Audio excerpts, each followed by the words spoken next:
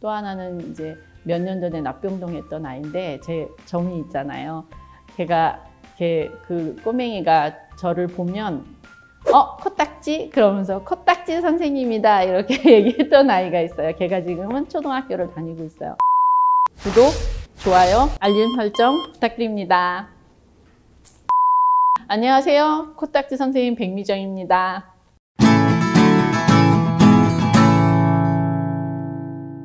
저희 엄마가 좀 건강이 안 좋으셨어요. 그래서 병원에 입원하시거나 아니면 항상 집에서 누워 계시는 시간들이 있었거든요. 그래서 이제 그걸 보고 병원을 쫓아가면서 내가 간호사가 되겠다라고 우리 엄마한테 얘기를 했대요. 그거는 사실 기억은 안 나고 그냥 간호사가 되고 싶다는 생각은 어렸을 때부터 가지고 있어서 항상 나의 그 장래 희망은 간호사. 결론은 버킹감. 근데 간호사 아닌 다른 일을 하고 있을 거라는 생각은 지금은 별로 안 들어요. 내가 간호사가 안 됐으면 무엇을 할까 생각나는 게 사실은 별로 없고, 간호사가 됐기 때문에 감사한 마음으로 또 간호사를 하고 있고, 간호사가 되니까 나눌 수 있는 게 많더라고요. 면접을 2시간 봤죠. 원장님, 부원장님, 진료부장님 해가지고 2시간 봤어요. 진짜 2시간. 그렇게 보고 난 다음에 이제 지금의 병원장님이 병원 투어를 해주셨어요. 병원 구경하고 가라고 하셔서 병원 구경을 했는데 너무 설레는 거예요. 되게 열심히 일을 하는 사람들, 재활을 받으려고 열심히 노력하고 있는 환자들, 그런 환자들을 잘 받쳐주려고 하는 이제 병원의 그런 느낌들, 이제 그런 것들이 되게 많이 와 닿았어요. 그래, 가보자 하고 결심을 하고 출근을 하게 됐어요. 그게 2000년 7월 1일이죠. 서울재활병원만이 가진 힘이라고 생각이 들어요. 그러니까 서울재활병원에 발을 딱 디디면 그 순간부터 왠지 모르게 자꾸 끌리고 있는 그런 느낌이 든다. 뭔가 저의 삶에 있어서 그러니까 놓치지 않아야 될 곳이 서울재활병원이고, 이곳에서 무언가 이루어낼 수 있고 또 서울재활병원만이 해낼 수 있고 그곳에 내가 동참해야 되겠다라는 이런 마음이 항상 있었던 것 같아요. 사람들이 보이는 게 다가 아닌 거잖아요.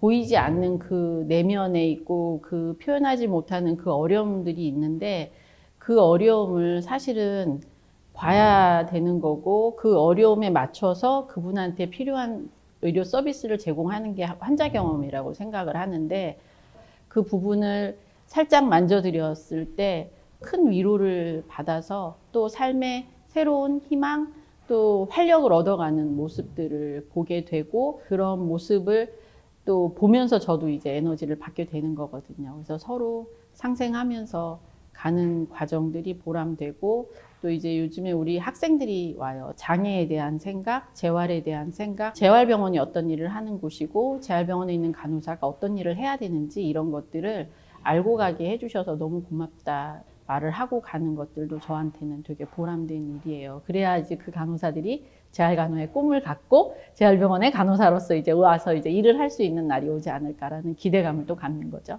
처음에 제가 병원에 왔을 때 그때는 성인 납병동만 있었어요. 그 분들이 가끔 한 번씩 생각이 나는 거예요. 거의 20년 가까이 됐는데 지금도 이제 그분들이 생각이 나요. 예, 먼저 하늘나라 가신 분도 계시고 지금도 계실 분이 몇 분이 계실지는 모르겠어요.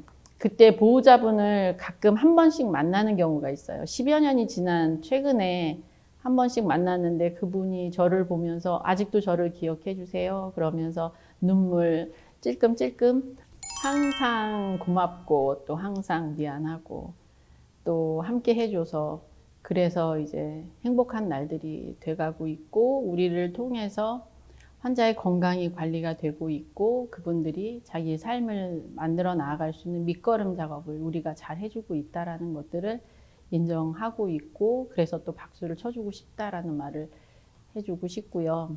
우리 간호사들이 오랜 시간 서울재활병원에서 일을 열심히 할 수 있는 환경을 만들어주는 게 제가 해야 될 일이라고 생각이 돼요. 아직까지 어려운 부분도 있고 안 되고 있는 부분들도 있긴 하지만 이제 우리가 열심히 하고 있고 그 열심히 한 것들이 이제 빛을 발할 때가 오고 있고, 그 빛을 발하기 위해서 또 서로 또 함께 만들어가는 그런 시간들이 있어야 하고 그 시간들을 또 잘 서포트 해줄 수 있는 역할을 또 제가 열심히 하도록 노력을 하겠고 모두 다 건강하게 행복한 날들이 되길 바라는 마음을 전합니다.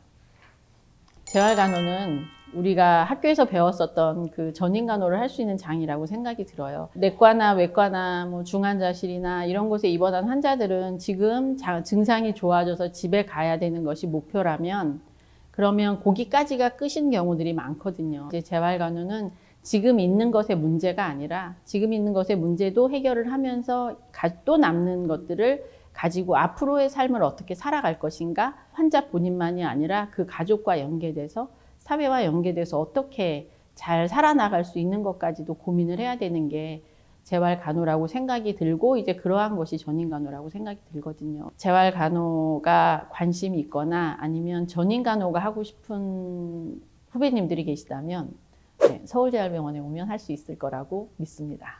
한 곳에서 집중적으로 재활치료를 받을 수 있는 시스템이 성인뿐만 아니라 소아에게도 만들어져야 된다고 생각이 들고요. 성장 발달 단계에서 지속적으로 재활치료가 들어가야 되는 상황이기 때문에 이런 것들을 충분하게 할 수 있는 환경이 돼야 된다고 보거든요.